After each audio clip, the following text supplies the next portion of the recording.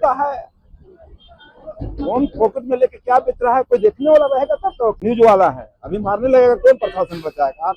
जहाँ रोज अरबों खरबों रुपया लुटा रहा, पहुंचा रहा टैक्सी दिल्ली बम्बे, लेकिन हमारा जमीन के लिए पैसा नहीं है, हमारे लिए यात्री सेट नहीं है।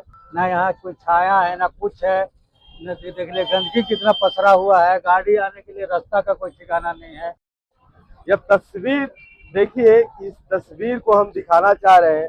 यह तस्वीर ईरान की है, जहां अमेरिका इजराइल कई बम बरसाए हैं और तबाही मचाए हुए हैं वहां, लेकिन अपनी अस्तित्व को बचाने के लिए लगातार वो संघर्ष कर रहा है ईरान।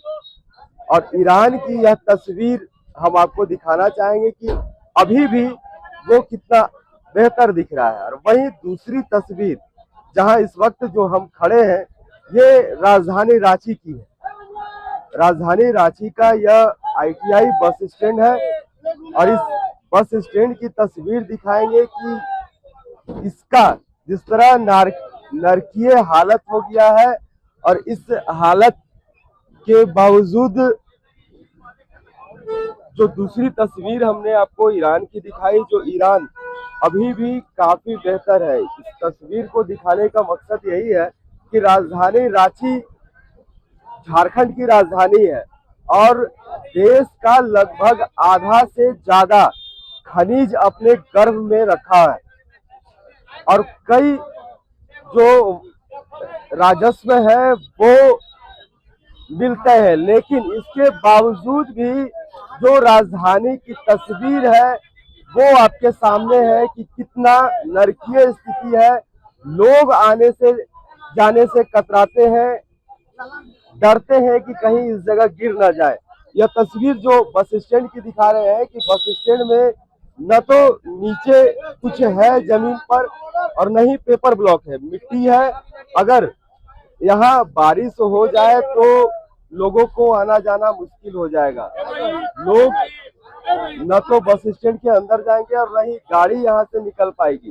तो यह तस्वीर, और सरकार इस पर जो है वो करोड़ों रुपए खर्च कर इसे पुनरुद्धार करने की बात कह रही है कि फिर से इसे मॉडर्न बनाया जाएगा, लेकिन कब बनाया जाएगा, इंतजार तो खत्म है।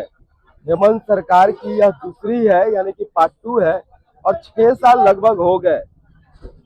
और इसके जो यहाँ बस स्टैंड आया है, इस बस स्टैंड के आए हुए लगभग 10 साल हो गए, लेकिन अभी भी यह उसी स्थिति में है। देखिए कि यहाँ कुछ लोग हैं। आप गाड़ी से हैं या पैसेंजर है? हम यहीं रहते हैं, यहीं रहते हैं। अब तो इसकी हालत आप बखूबी देख रहे होंगे कि किस तरह का यह जगह है। ना तो नीचे चलने का जगह है, मिट्टी है, पूरा बना हुआ है, पेपर ब्लॉक करके रोज लोग गिरते हैं, पानी मारता है तो गिरते हैं। यहाँ पर बैठने के लिए कोई विधि व्यवस्था आज तक नहीं सरकार सोचा। अपने विधायक 20 साल CP सिंह नगर मंत्री रहे, भाजपा के भी सरकार था, कभी यहाँ आते नहीं है। आके देखेंगे लोग जमीन पर, तब तो जमीन पर आते नहीं है। मैं विधायक हेमंत सोरेन जी के निकलने के लिए फुर्सत है, एक दिन पैदल घूमते, कल्पना सोरेन जी घूमते, CP सिंह बूढ़ा हो गया पर महल ठोक रहे हैं, अपने बाल बच्चा के लिए मांग रहे हैं जमीन और बिल्डिंग चाहिए 1-2 करोड़ के लोग रहने के लिए।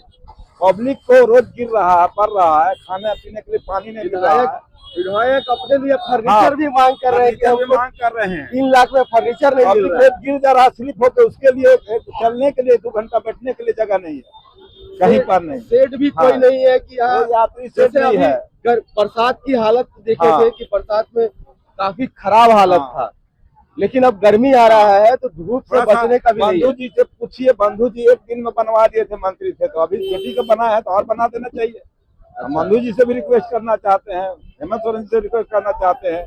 विपक्ष नेता बाबूलाल मरांडी है, जमीनी नेता है, हाँ जमीनी नेता है। लोग थोड़ा सा कभी कभी ITI भी घूमे, क्षेत्र में घूमे, थाना पुलिस सब बेपरवाह घूस ले रहा है चौक चौराहे पर। आज नहीं लेना चाहिए लोग से, स्कूटी मोटरसाइकिल कार वाले को लोग से पैसा तहसील रहा है, कौन देखता है।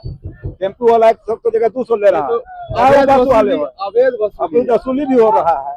यहाँ अवैध रंगदारी होता है, अवैध गंजा अफीम होता है, एक प्रशासन नहीं आता कभी। देखेगा तब गांजा तो। भी बिक्री होता है इस जगह। सब कुछ बिकता है। कौन पॉकेट में लेके क्या बेच रहा है, कोई देखने वाला रहेगा तब तो। किसका कोई पॉकेट मार के आपको कोई अभी मार के ले जाएगा, आपको कोई बचाएगा? आप यूट्यूबर है, न्यूज वाला है, अभी मारने लगेगा कौन प्रशासन बचाएगा? आते आते तो आपको खत्म है। तो समझेगा, लोग नहीं समझने के लिए तैयार है इंडिया में, वो भी झारखंड में, जहाँ रोज अरबों खरबों रुपया लुटा रहा, पहुंचा रहा टैक्सी दिल्ली बम्बे। लेकिन हमारा जमीन के लिए पैसा नहीं है, हमारे लिए यात्री सेट नहीं है। सब जगह जाइए, राउरकेला में जाइए, आज 40 साल पहले से बस स्टैंड बना है, इससे भी कम जगह में, काफी सुंदर इसके है, पीछे शहर में। काफी सुंदर यहाँ लोग बोलेंगे शहर के किनारे, लोग को कितना शहर के किनारे जाकर परेशानी होगा। 500 रुपये टेम्पू भाड़ा, 500 मजदूरी नहीं मिलता है, 500 टेम्पू भाड़ा देके जाएगा बस चढ़ने। जहाँ बस स्टैंड है वहीं अच्छा बस स्टैंड बनना चाहिए, अच्छा काम होना। अच्छा बोलने वाला कोई मंत्री नहीं है। वो जयराम महतो टाइगर है, तो कभी जयराम महतो टाइगर भी आके जमीन पर देखे तब तो। टाइगर कहला रहे हैं, जमीन पर उतरे। ये सभी को निमंत्रण दे रहे हैं यहाँ आकर देखने का, चाहे वह विपक्ष के विधायक हो या सत्ता पक्ष के विधायक हो। सभी विधायक को एक बार निमंत्रण दे रहे हैं कि इस ITI बस स्टैंड को आकर नजदीक से इसकी हालत देखिए। और इस बस स्टैंड का यह है कि यह बस स्टैंड करोड़ों, जो नगर निगम को है, वो करोड़ों का इनकम देती है। जो यहाँ से गाड़ियां खुलती है, इन तमाम गाड़ियों से जो वसूली की जाती है, इसमें करोड़ों रुपए जाते हैं। लेकिन इसके बावजूद भी जो तस्वीर है वो बस स्टैंड की यह है कि यहाँ लोग कतरा रहे हैं, पूरी लंबाई है। न तो कई ऐसे जो लोग हैं, जो महिला पुरुष है, शौचालय की भी उतनी कोई खास व्यवस्था नहीं है। देखिए कि कुछ और यहाँ भी है कि आप ड्राइवर हो कि या पैसेंजर है? ड्राइवर है सर। ड्राइवर है जी। तो इसकी हालत आप भी जान रहे होंगे, क्या स्थिति है ऐसे में? यहाँ बहुत गंदा स्थिति है सर। देखिए यहाँ पे कोई चीज़ का सुविधा नहीं है। यहाँ पे ना होटल है ना कुछ नहीं, जितना पैसेंजर है सब पूरा परेशान। देखिए यात्री सेट का स्थिति देख लीजिए आप, ना यहाँ कोई छाया है ना कुछ है, न देख लीजिए गंदगी कितना पसरा हुआ है। गाड़ी आने के लिए रास्ता का कोई ठिकाना नहीं है। और जो मान के चलिए जो भी था यहाँ सबको तोड़ ताड़ दिए, उसके बाद में मैंने बद से बदतर स्थिति है यहाँ की। वसूली तो इसका बस स्टैंड का वसूली का लोग देते हैं, पूरा वसूली देते हैं, पर गाड़ी देते हैं हम लोग। लेकिन यहाँ ना स्टाफ नगर निगम को तो इसका टैक्स जाता है, इसमें पूरा टैक्स जाता है, भरपूर टैक्स हर गाड़ी से जाता है। यहाँ टैक्स पूरा यहाँ से अच्छा खासा टैक्स और जाता है। कहाँ के लिए लगभग बसें जाती हैं? बस यहाँ के लिए आपका रायपुर रायगढ़ तक की बस खुलती है यहाँ से। अच्छा, मतलब इधर यहाँ आपका- अपने स्टेट से अलग स्टेट के लिए भी है? हाँ, अदर स्टेट के लिए है, उड़ीसा के लिए जाती है, आपका छत्तीसगढ़, उधर रायगढ़ रायपुर अब जाती है। कितना बस लगभग आता होगा प्रत्येक दिन यहाँ से बस खुलना? की संख्या तो बहुत ज्यादा है सर। देखिए हम लोग गुमला रांची ही मान के चलिए 300 बस सिर्फ गुमला के लिए? गुमला के लिए 300 बस है। अब मान के लिए चलिए इधर आपका डाल्टनगंज हो गया, इधर चतरा हो गया, आपका इधर रायगढ़ रायपुर राउरकेला सब जगह की बस खुलती है यहाँ से। लेकिन यहाँ सुविधा का नाम पे एकदम नदारत है, कोई चीज़ का यहाँ कोई सुविधा नहीं है। कुल मिला करके हम लोग बहुत परेशान हैं। देखिए कि पूरे ड्राइवर परेशानी है। हमने तस्वीर आपको बरसात की भी दिखाई थी।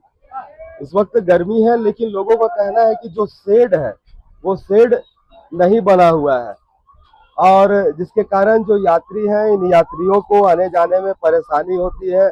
और हम इस बस स्टैंड का अंदर का भी तस्वीर दिखाएंगे कि किस तरह जो गाड़ी खड़ा हो रहा है, या फिर किसी जगह पर गड्ढे, कई जगह बड़े बड़े गड्ढे हैं।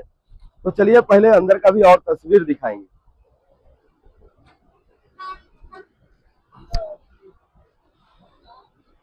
देखिए कि जब बस स्टैंड के अंदर आप आएंगे तो बस स्टैंड के अंदर का तस्वीर भी देखिए कि किस तरह गड्ढे हैं, और कई जो गाड़ियां जो लगी हुई है वो कचड़े में ही लगी हुई है, पानी में ही जमा हुआ है।